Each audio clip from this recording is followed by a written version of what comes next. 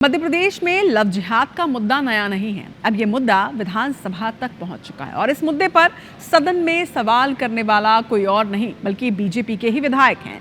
सरकार से इसके जवाब में पिछले 5 साल के आंकड़े भी पेश किए हैं। आंकड़े सामने आने के बाद अब सवाल भी उठने लगे हैं। वहीं कांग्रेस भी हमलावर। एक रिपोर्ट दिखाते हैं।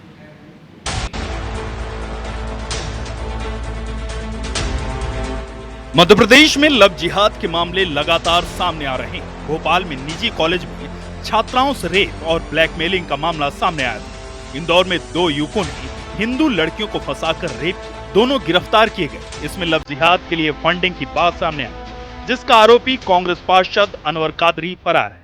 लव जिहाद का मामला विधानसभा तक पहुंच गया है, जहां बीजेपी के विधायक ने अपनी ही सरकार से सवाल पूछ लिया है और लव जिहाद यानी धार्मिक स्वातंत्र्य कानून के तहत दर्ज हुए पिछले 5 सालों का लेखा जोखा जवाब में सरकार ने दिया है, जिसमें 2020 से लेकर 2025 तक के आंकड़े चौंकाने वाले हैं। लव जिहाद के आंकड़े बता रहे हैं कि पुलिस महकमे ने मामले दर्ज करने में कितनी जल्दबाजी।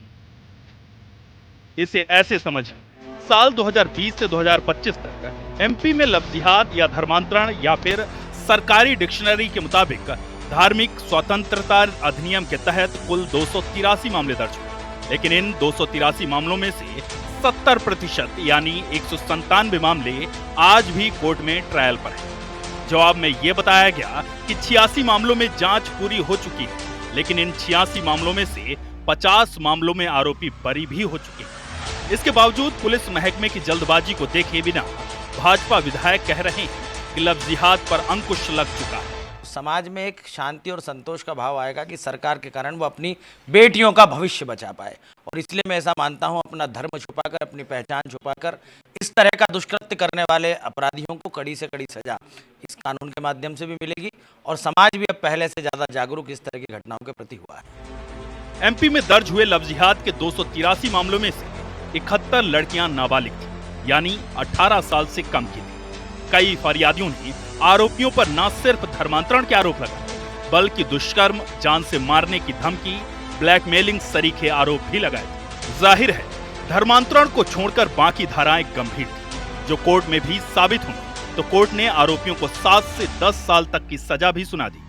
सरकारी जवाब में एक तथ्य ये भी है कि सबसे ज्यादा मामलों में भोपाल और इंदौर में दर्ज हुए। पिछले 5 साल में जो 283 मामले दर्ज हुए, उनमें से इंदौर में 74 मामले और भोपाल में 33 मामले दर्ज हुए।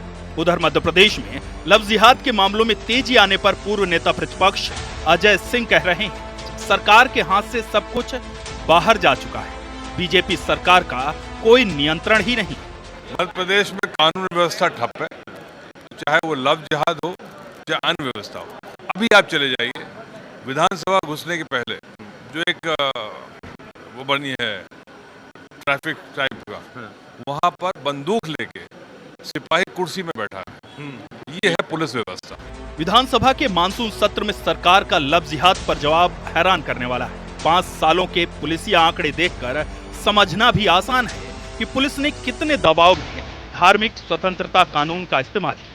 अगर नहीं तो पुलिस को बाकी के 197 पेंडिंग मामलों में खुद को कोर्ट के सामने बेगुनाह साबित करना होगा। नवीन कुमार सिंह, IB24, भोपाल।